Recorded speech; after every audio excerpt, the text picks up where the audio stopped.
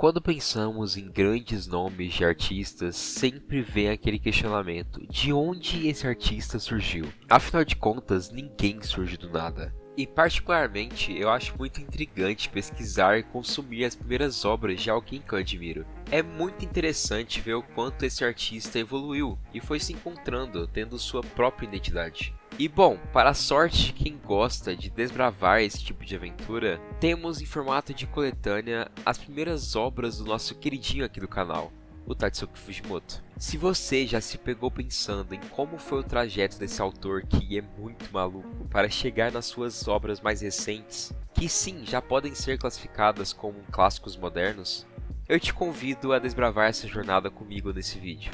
Lembrando que irei comentar todas as obras, mas para manter o vídeo mais dinâmico, eu não irei descrever todos os acontecimentos envolvidos, e sim focar nos aspectos mais interessantes de cada uma. Dito tudo isso, vem comigo. Importante pontuar que a ordem que as obras são inseridas está relacionada com a sua ordem de lançamento. Dessa forma a gente consegue ver a evolução nítida do autor. Dito isso, a nossa primeira história é duas galinhas galinhando no galinheiro, a qual sim demonstra um lado bastante amador do Fujimoto, principalmente na sua disposição de quadros aqui. Porém, já mostra pontualmente a melancolia que esse autor carrega consigo mesmo. Você gostando ou não, o Fujimoto carrega bastante pessimismo em suas obras. E essa história mostrando uma terra que foi completamente invadida por alienígenas, que se alimentam de humanos, gerando essa situação invertida, a qual os humanos são postos como animais, e aqui no caso, nossos protagonistas literalmente se fantasiam de galinhas e imitam esses animais, já que os alienígenas não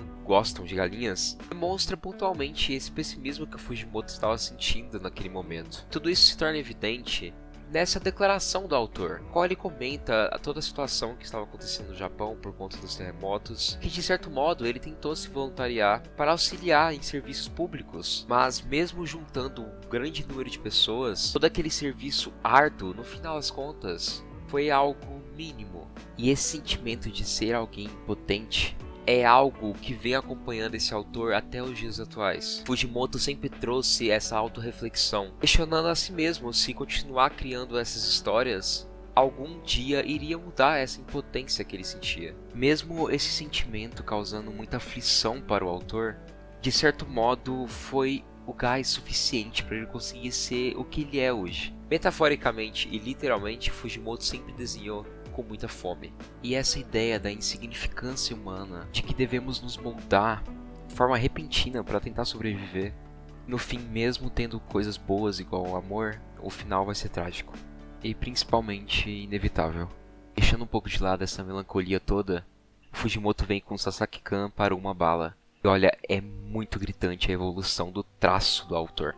E essa história aqui, apesar de ser bastante simples, mostra muito do que é feito o Fujimoto. Essa brincadeira com alegorias se transformando em realidade, o surreal ser muito real nas histórias do Fujimoto, e esse tipo de humor também é 100% Fujimoto, e é muito interessante ver uma das primeiras obras que você percebe isso. Como eu disse, a história é bem simples, foca nesse aluno que gosta bastante da professora, para ele ela é praticamente uma divindade. A história no grande geral vem aqui para realmente mostrar, através do fantástico, que criar ambições, acreditar no possível, acreditar na pequena possibilidade de algo acontecer, realmente pode fazer toda a diferença.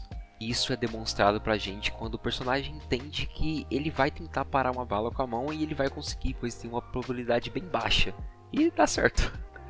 Ele consegue parar com aquele assalto, ele consegue fazer a cabeça daquele assaltante mudar de ideia, e principalmente ele continua seguindo sua vida, acreditando e tentando alcançar suas ambições. Então, quando a gente sai de uma história bastante pessimista para algo tão otimista assim, é bem bonito. Mas mesmo assim, o Fujimoto reconhece que apesar de todo esse otimismo, e apesar de fisicamente estar tudo acontecendo da forma que os personagens desejaram, nem tudo sai como queremos. Isso também é bastante interessante. O Amor é Cego é uma das histórias mais simples do Fujimoto aqui, dessa coletânea. Digo com total calma que é uma das histórias mais engraçadas dele. É uma história que se baseia muito em clichês, em tropes, porém o Fujimoto faz algo que ele gosta muito, que é continuar escalando a sua história de uma forma que você não consegue prever, e é muito engraçado. E é mais uma história de um amor estudantil. O grande foco é o sentido literal dessa frase mesmo. a qual o personagem não consegue observar mais nada ao redor dele, pois ele tem um único objetivo, que é se declarar para uma pessoa. E como eu disse, é muito engraçado. Chegando ao ponto de um alienígena desistir de destruir a Terra, pois ele presenciou uma pessoa que nem se importou com a chegada de alienígenas, pois ela precisava se declarar para alguém. Sério, isso aqui é muito bom.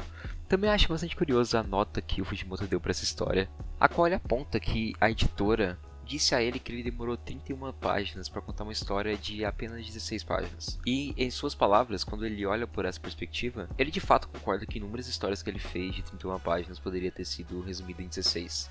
E eu acho curioso porque aqui nesse sentido, eu acho que essa história merecia mesmo ter muitas páginas. Pois a graça é realmente demorar, a graça é realmente ficar escalando cada vez mais. E a primeira coletânea se encerra com Shikaku. E eu acho que dessas histórias aqui, ela é a que mais tem estilo. Continua sendo uma história bem simples, mas que o Fujimoto consegue colocar aquele seu toque de violência, junto com bastante sentimento até. A gente acompanha uma psicopata desde criança, que se tornou uma assassina profissional principalmente pelo fato dela não conseguir se encaixar na sociedade. Porém, ela recebe uma difícil e praticamente impossível missão de matar um vampiro. Ele mesmo a contratou, pois ele já viveu muito tempo e tudo ficou cansativo, ele quer morrer só. Toda essa tentativa cria uma relação inesperada, a qual ele acha aquela personagem interessante, divertida, e ela pela primeira vez sente amor por aquela pessoa. Algo que no fim, após encarar uma situação de morte, ela se torna vampira e também vai acompanhar agora ele pro resto da vida. É uma história bem divertida de se consumir, e eu sinto que ela realmente parece um filme, então eu sinto que aqui, dessas histórias, é onde o Fujimoto colocou mais a sua experiência e do seu gosto de filmes. Com certeza o maior destaque é repararmos essa violência, narrando sentimentos como a solidão e também o amor. Uma história consistente e bonita. Olha, agora essa próxima coletânea realmente começa com uma história bem interessante. E eu preciso ler a nota dele antes de comentar ela. Soube que o corpo editorial da Jump Square disse que eu, Tatsuki Fujimoto, não era capaz de escrever uma história normal. Então, criei esta para mostrar a eles que não é o caso. Sigo achando até hoje que esta é uma história normal. E bom, não é mesmo. A episódio das sereias é basicamente o Fujimoto pegando a ideia da pequena sereia, porém ele acaba invertendo as situações, trazendo algo mais cru e de certo modo mais sujo também. Então a gente vai acompanhar um garoto que é filho de uma mãe sereia e um pai humano, e graças a isso ele tem uma resistência maior a ficar embaixo d'água e acaba criando uma conexão muito forte com o fundo do mar. E não demora muito para ele começar a se apaixonar por uma sereia. E nesse mundo, a ótica das sereias é sim de um animal muito perigoso, animais que se alimentam de humanos. Então veremos uma relação bem travada no início, pois a sereia não quer de forma alguma quebrar o seu orgulho e aceitar a companhia de um humano, e ele de certo modo ainda tem um pouco de medo.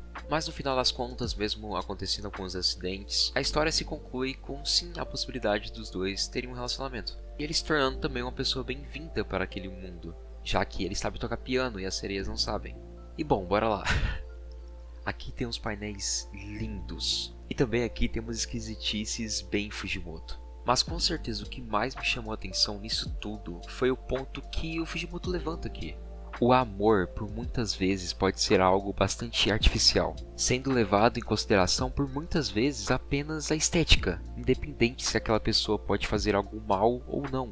O pai do protagonista diz que se apaixonou pela sua mãe, mas que ao mesmo tempo ele tinha muito medo dela, mas ele ficou enfeitiçado pela beleza dela.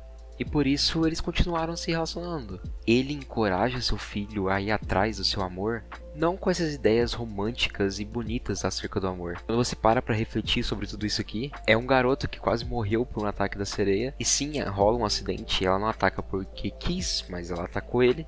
E que mesmo sentindo muito medo, ele chega a dizer isso, ele continua seguindo essas ideias, se sustentando muito nessa ideia do superficial, do estético, e tendo apoio do seu pai para isso. Então, acho que isso aqui é a coisa mais interessante dessa história. É uma outra face do amor que é muito real, e pode ser presente na vida de qualquer um. Você fica tão cego por coisas fúteis que acaba se esquecendo de coisas essenciais. Porém, como eu disse, é só mais uma face do amor. Para quem já conhece mais das obras do Fujimoto, sabe o quanto ele gosta de criar narrativas em cima de personagens com diferentes visões de mundo, que por muitas vezes acaba carregando uma complexidade bem grande. Dito tudo isso, A Síndrome do Acordei como uma Menina é literalmente uma das melhores histórias curtas do Fujimoto. O nome já é literal. Nesse mundo existe uma síndrome, qual, quando a pessoa é infectada, ela acorda no outro dia com um corpo de outro sexo. Isso aqui por si só é muito interessante. Basicamente, essa história curta aqui vai colocar na perspectiva de um homem que se tornou uma mulher fisicamente e está em choque, pois ele não sabe mais quem ele é. Pessoas o tratam de uma forma que ele não gostaria de ser tratado. No meio de tudo isso, ele ainda está tentando entender como que ele vai se relacionar com a sua namorada. E vice-versa também tem um lado dela. E sério, eu simplesmente amo quando o Fujimoto vem aqui para escrever sobre sexo e gênero. Eu realmente fiquei muito surpreso quando eu li Fire Punch e me reparei com Togata, um personagem simplesmente incrível. E eu não podia imaginar que uma das primeiras histórias do Fujimoto tem relação com essa discussão. É sério, apesar da história partir de uma premissa enfadonha e engraçada ao mesmo tempo, o Fujimoto consegue destrinchar perfeitamente a forma que o protagonista se sente perante a si mesmo e a sociedade. Imagem contra sentimento, o Toshida é um homem e sempre será um. Entretanto, suas ações e agora literalmente a sua imagem é algo que os outros tentam convencer do contrário. Sua namorada aceita tranquilamente, mas a partir do instante que se sente ameaçada por perder o que sempre aprovou, ela enlouquece. É impressionante o quanto o autor pincela em poucas páginas um tema tão sensível. É muito fácil de comprar totalmente a situação do protagonista. A forma que os outros o enxergam, destratando a forma pela qual ele quer ser reconhecido, a perda da identidade dele por pressões externas. Ele sabe quem ele é de verdade, mas a partir de comentários externos, a partir agora de seu físico, ele fica sem saber para onde ir. É sério, isso daqui foi uma mitada mesmo, mitada do Tio Fujimas. E no final tem uma mensagem até bastante positiva, que apesar de toda essa parte ruim, que apesar da nossa sociedade se importar muito com a aparência, apesar do preconceito estabelecido e das represárias que ele vai sofrer durante a vida dele, ele sabe quem ele é, e quem está junto com ele só se importa com isso, com o seu bem, e ele entendeu isso. E no fim, ele percebe que ele precisou literalmente trocar de físico para entender realmente quem ele de fato sempre foi. É muito interessante a escrita do Fujimoto aqui, muito. Na Yuta da Profecia, eu acho que o mais interessante é que, aqui é a origem da Nayuta, né, que a gente conhece em Chainsaw Man. Também é uma história curta simples, é um mundo onde existem humanos e magos, e uma família simplesmente teve que carregar o fardo de ter uma filha que, de acordo com a profecia, irá destruir o mundo em algum momento. Sim, essa é a Nayuta. E vamos acompanhar aqui essa relação do irmão com ela, já que a sua família inteira já morreu, e ele não vê como certo simplesmente abandonar sua irmã. Recusar o amor para ela, deixar que as pessoas a matem não faz sentido. O mais interessante dessa obra aqui, com certeza, é essa discussão em torno da crueldade humana mesmo. A Nayuta não é uma pessoa santa. Ela possui inúmeras distorções sobre a realidade. Seus hábitos são muito cruéis. Por muitas vezes ela pode sim causar situações delicadas, ruins. Porém, isso é colocado primeiramente como se fosse da natureza daquela personagem. Só que entendemos posteriormente que tudo isso está relacionado com a falta de diálogo entre os personagens. Seu irmão sempre se preocupou muito com ela, colocando ela acima dele mesmo. Em muitos momentos ele vem para proteger a Nayuta. Ele vem para acobertar os problemas e os erros da Nayuta. E sempre tentando ensinar ela, desde o dialeto humano até mesmo as ações que ela deve tomar. Porém, ele nunca conseguiu perceber coisas simples, pois ele não se colocava na fórmula daquilo tudo. Por exemplo, o mau hábito da Nayuta de matar inúmeros animais e levar para casa está relacionado pois ele sempre recusou o alimento. Ele sempre se preocupava em trazer o alimento para Nayuta, mas ele nunca comia. Dessa forma, ela se preocupou com ele. E assim como ele tentava ajudar ela tentou fazer o mesmo. Porém, com toda a sua inexperiência com a vida humana mesmo. E essa crueldade vem para ser discutida, pois por muitas vezes as pessoas que pregam a morte da Nayuta são muito mais cruéis que ela mesma. E no final das contas, a pessoa que nasceu para destruir o mundo é igualzinha a nós, capaz de amar e também capaz de odiar. E mesmo com todas essas ameaças, o irmão prefere seguir esse caminho do amor, do zelo e de fato continuar cuidando da Nayuta, entendendo que perder ela é aceitar que o seu mundo realmente acabou. E confesso que deu uma leve emocionada no final, mostrando a Nayuta conseguindo escrever, percebendo que de fato ela tá conseguindo crescer de uma forma normal.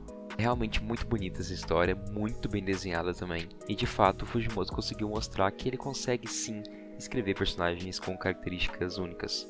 E ele sabe disso e ele sabe o quanto que ele ama a Nayuta. Eu fico muito feliz de ele ter herdado esse gosto da personagem para Chainsaw Man. E a última história é Irmãs. E antes mesmo de eu ler o depoimento do Fujimoto, eu realmente estava imaginando que essa foi a base para Look Back. Que sim, eu vou trazer Look Back ainda, mas como vai ter um anime e um filme, então em julho eu trago. E bom, é uma história bem simples sobre duas irmãs que são artistas, que vêm para discutir toda essa relação entre irmãos, discutindo essa ideia de egoísmo, mas também de admiração, ou até mesmo aquela sensação de estar sendo passada para trás. Aqui somos colocados na ótica da irmã mais velha, que começou a se interessar com arte, até entrou numa faculdade de arte, e logo mais a sua irmã começou a seguir os seus mesmos passos, e de certo modo ela se tornou muito boa. Tudo começa como uma homenagem que acaba saindo um pouco do controle. A irmã mais nova, querendo homenagear a sua irmã, consegue fazer uma arte extremamente bem feita, e tanto é premiada pelo local onde estudam. Mas é literalmente um retrato nu da sua irmã mais velha, e isso obviamente a deixa muito irritada. E é a partir dessa história que vem todas essas reflexões, que de início um ato que parecia algo para irritar a personagem, ela consegue entender que na realidade não é bem assim. A sua irmã é obcecada por ela, e por muitas vezes esse sentimento foi mal interpretado por ela mesma. Entender que suas escolhas, a sua existência, fez com que outra vida se espelhasse completamente é algo muito honrado na realidade. E ter atitudes egoístas e até mesmo bem infantis, apesar de ser algo comum, na realidade não deve ser o foco. A história se encerra dessa forma mesmo, com a personagem principal entendendo que a vida com a sua irmã não é uma eterna competição, e que na realidade ela muitas vezes se fechou, entendendo muitos sentimentos de uma forma muito errada, e colocando pressões a quais não deveriam ser feitas. E é com esse capítulo que se encerra toda essa coletânea disponível das obras do Fujimoto. E bom, sinceramente foi uma aventura muito divertida. É muito curioso ver como Fujimoto foi aprimorando a sua escrita, mas ao mesmo tempo não largou de suas raízes, das suas origens. Muitas obras que você lê, você fala, caralho, isso é muito Fujimoto. E eu gosto muito de ver o quanto o fantasioso e o sentimento andam lado a lado com o Fujimoto. Ele sempre foi esse autor realmente bem maluco, bem fora da caixa, mas que no final das contas ele sabe contar uma história emotiva. E de verdade, eu recomendo muito a vocês lerem essas coletâneas. A Panini veio trazendo a tradução delas, mesmo eu pincelando bastante sobre as obras aqui. É outra experiência você pegar e ler e entender todo o contexto. Foi realmente uma jornada bem interessante e bem divertida. E eu realmente espero que esse vídeo tenha alcançado vocês dessa mesma maneira. Então, por favor, comentem aí. Me digam o que vocês acharam. Por favor, compartilhe esse vídeo para mais pessoas conhecerem essas obras. E também se inscreve aí, caso não seja inscrito. No mais, eu vou ficando por aqui. Adoro todos vocês. E mais um recadinho. Caso queira ajudar ainda mais o canal, se torne membro igual esses lindos aqui. Vocês vão ganhar alguns selos e emojis também. E alguns outros benefícios. Mas enfim, fiquem bem e até a próxima.